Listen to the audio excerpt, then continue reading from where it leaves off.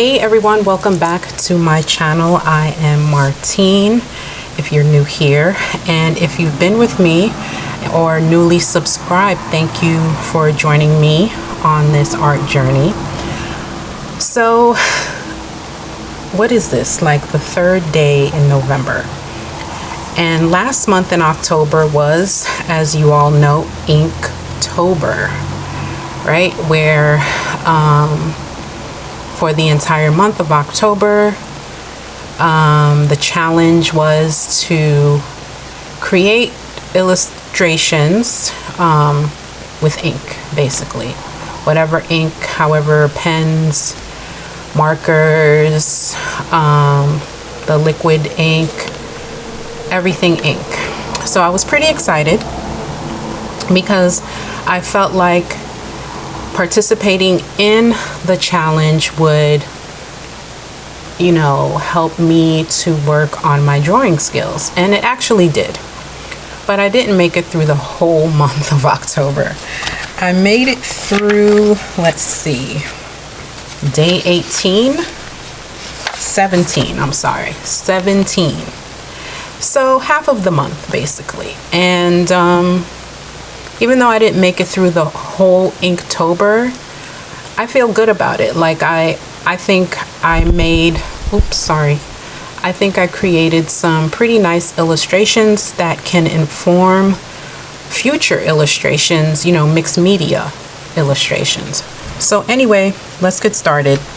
I was excited about Inktober, like I said, so I went out and bought this little Canson pen and ink book, which I really didn't need to, but I did anyway.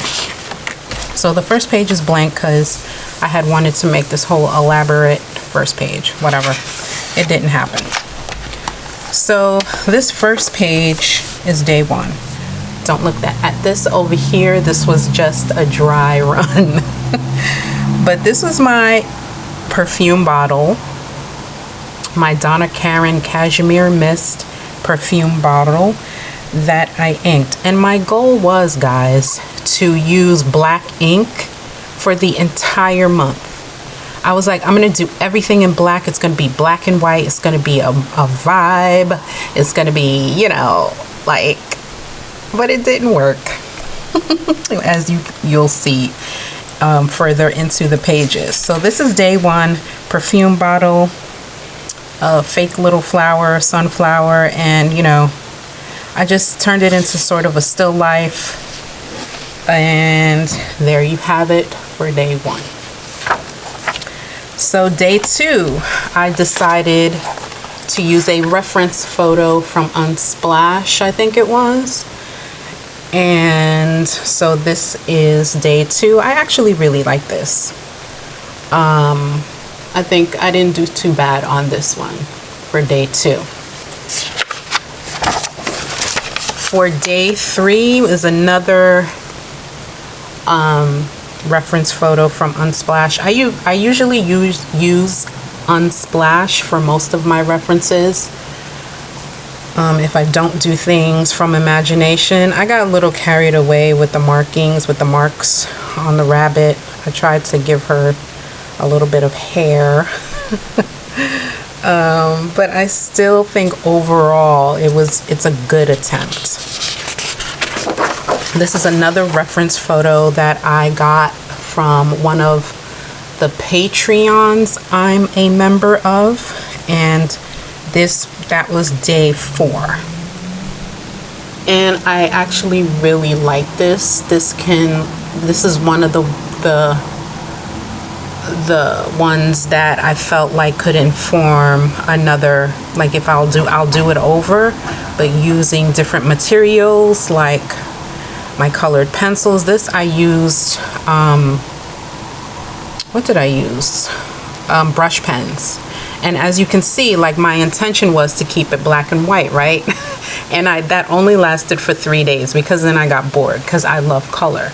So I used these brush pens, Faber-Castell brush pens, for this, and turned out really well. They're not, oh yeah, I used those pens and some alcohol pens. some alcohol markers, I should say, ink markers. So here's a little still life, because y'all know I love my still lifes. And again, I was using alcohol markers. As you can see, the back alcohol markers seep through the back of your page, but I actually really like them. So I had bought a set of Ohuhu markers, and a lot of the marker work in this book was used with them, or the Faber-Castells. So this is day 6. Cute little floral. So day 7, it didn't come out so well because I'm new to working with markers, so I was trying to do like a bright, bold interior, but it didn't come out very well as in terms of my usage of the markers, but I still kept going. But if I use other materials or just get more savvy with the alcohol markers, I think that I could pull this off in another attempt. Okay. And this is day 8. This was from a reference from Unsplash again, but I added in this little guy here because it looked boring without something or someone in it, you know what I'm saying, to liven it up. So I decided to add an animal. And this was from Unsplash as well. This one was a little basic and simple. I was just trying to get something down for that day in ink. So this is just a little coffee cup, and I added the little lashes on the cup. That's my thing. I love to add lashes on animals. So cookies, another day, day 10, another day where I just wanted to get something down on paper. So I just did like 5 cookies, chocolate chip. This one is, I used a reference from Unsplash and then added my own spin to it. So you can see all my markings and everything with my fine liner. I was using my colored markers. I think it was Copic or the Ohuhus, but I really like the way this came out, and I feel like I could add a little bit more to it, but I don't want to mess it up because I just really like this the way it is. And so I don't know, I'll probably add more to it once I get around to it. So this is day 12, a cute little landscape that I did. I really like this one. I like the colors. The rocks, my rocks didn't come out that great, but they didn't come out that bad either. So I'm happy with this. I'm happy with this. I think I could have definitely added more marks, but I just, again, didn't want to mess it up and overwork it. So here is something different. Day 13. I don't think I posted this. This was a reference photo that I got from Pinterest and kind of put a spin on it myself. And I was working with skin tone markers, playing around.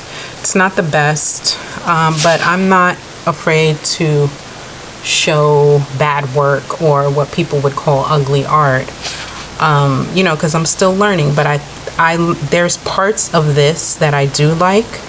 I like the eyes, I like the eyebrows, and I like the color of the hair, and I like the way how I did her nose. And I really kind of like the blending of her skin tone on her face. Down here on her neck and chest could have been done better.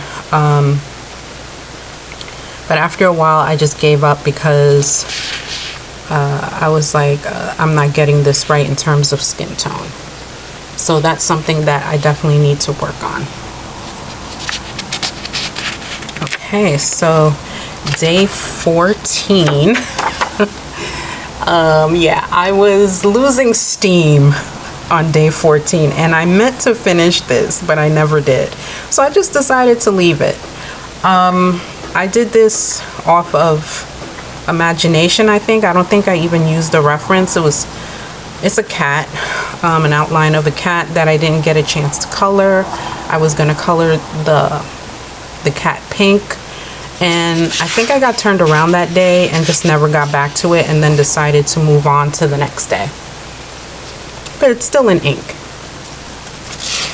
So day 15.